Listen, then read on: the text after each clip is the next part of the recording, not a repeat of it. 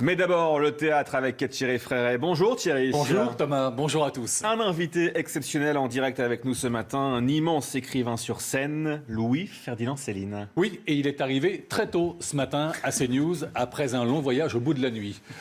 Bonjour Stanislas Delatouche. Bonjour. Alors vous êtes Céline au Théâtre des Déchargeurs. Quand je dis vous êtes Céline, c'est que votre attitude, votre comportement de vieillard, plus un éclairage magnifique, font que votre ressemblance avec Céline est stupéfiante, saisissante. Est-ce que c'est plus facile à jouer ? Pour autant, c'est pas si facile. Il m'a fallu 25 ans pour oser y aller. J'avais effectivement, à 25 ans, on me glissait déjà entre deux portes que j'avais ma foi, une certaine ressemblance. Et alors que moi, à l'époque, quand j'avais découvert Céline dans un interview, je pense que c'était celui avec Louis Powell, c'est à la fin des années 50, c'est là que j'ai rencontré Céline. Il me faisait plutôt penser à une figure paternelle. Moi, j'avais peu connu mon père et je le retrouvais des traits de ressemblance qui fait qu'il y a en plus du charme qu'a développé en moi cette interview, il y a une espèce de chose comme ça, d'osmose, un peu de correspondance intime. Et après, quand même, il m'a fallu 25 ans pour oser y aller, le comédien se lancer, pour affronter quand même, il s'agit d'un affrontement un peu, d'une stature aussi complexe et attirante en même temps. Alors, le spectacle, nous sommes à Meudon, chez Céline. Derniers entretiens à la télévision, quelques mois avant sa mort en 61. Premier extrait. Si je me suis mis tant de gens à dos, l'hostilité du monde entier, je ne suis pas très certain que ce ne soit pas volontairement. Précisément, pour ne pas être populaire, n'est-ce pas ?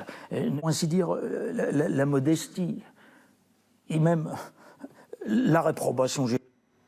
Alors là, Céline joue la carte de l'humilité, oui. Ce qu'il n'était pas du tout d'ailleurs. Hein. Eh bien non, c'est bien l'intérêt d'ailleurs de travailler sur un tel personnage, c'est qu'il a des facettes multiples et notamment quand il s'est trouvé en face de journalistes et des caméras de télévision. Alors là, on a vu se développer je dis pas des stratégies parce qu'il le faisait intuitivement. C'est un personnage théâtral et avec des mauvaises foi, des pattes neutres, des mines, des retraits, des fausses modesties, des numéros de charme. Donc il y a tout un panel là, de couleurs affichées qui rendent la chose assez savoureuse, il faut le dire.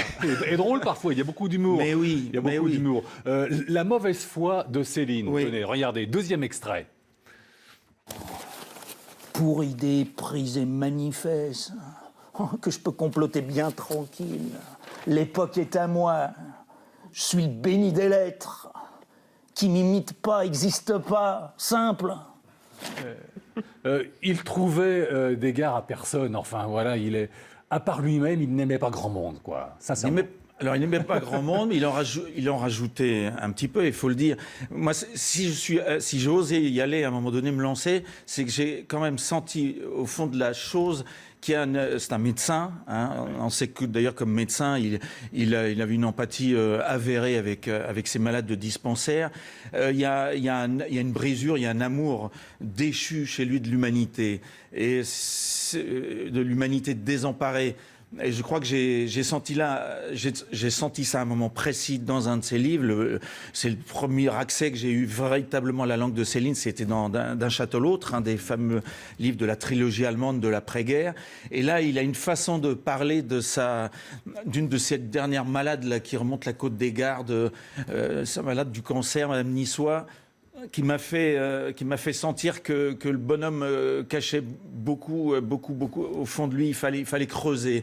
Ouais. Pour moi, il fallait ce lien d'humanité pour oser jouer avec tous les paradoxes, les travers, les provocations du bonhomme. Et il avait une langue et des mots très acerbes. Tenez, une victime supplémentaire au tableau de chasse de Céline. C'est François Mauriac. Troisième extrait. Mauriac, ce vieux cancéreux, en sa nouvelle cape, allongé, la très new look, et sans lunettes. Véritable régal des familles. Vas-y, travaille, enfant. Tu verras, plus tard, tu seras comme ça. Tartufferie. Oui, en fait, Céline dit « Il n'y a que moi qui savais écrire, quoi ». Ah bah oui, et son but, son objectif, c'est de rendre les autres illisibles. Voilà, carrément. Il le dit, et il faut bien admettre qu'il l'a fait. C'est pour ça que ce personnage, on ne peut pas en faire l'économie actuellement. Il a révolutionné le style de l'écriture à un point tel qu'après lui, il est difficile d'aller plus loin, sauf à supprimer la littérature, ce qui, vous l'avouerez, sera un peu dommage. Alors sur scène, donc dans le spectacle, Céline répond également aux accusations d'antisémitisme. Alors oui, on n'en fait pas l'économie, loin de là, avec Géraud Bénèche, là, mon camarade qui est à la mise en scène et aux baguettes du montage de ce spectacle. On affronte tout l'ensemble, bien sûr. Et c'est aussi pour ça, d'ailleurs, que j'ai peut-être aussi... ça fait 9 ans qu'on travaille ensemble, et il s'agit d'avoir le recul nécessaire avec Céline, hein, qui est évidemment très compliqué. Donc, on a pris un montage d'interviews assez serré, où il y a notamment des interviews fameuses avec Pierre Dumayet, Louis Pauwels, Albert Zbinden, où là, il est mis en cause. Où les journalistes insistent, de sorte que là, on a des réponses qui nous éclairent. Parce que là, il s'agit pour nous, non pas de donner que les bonnes feuilles de Céline, avec le style, des choses magnifiques, savoureuses, etc. On a voulu le traquer dans tous ses états.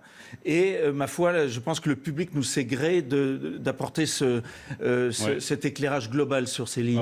Oui, de toute façon, le public, il a tous les soirs, c'est plein. Hein, c'est au théâtre. On est très fiers d'avoir ce retour de la presse et du public qui est assez homogène et favorable. Oui, vraiment. Parfait. Merci beaucoup. Derniers entretiens de Céline avec Stanislas Delatouche au Théâtre des Déchargeurs. Merci infiniment. C'est moi. Merci à vous. Restez avec nous. La météo et votre journal.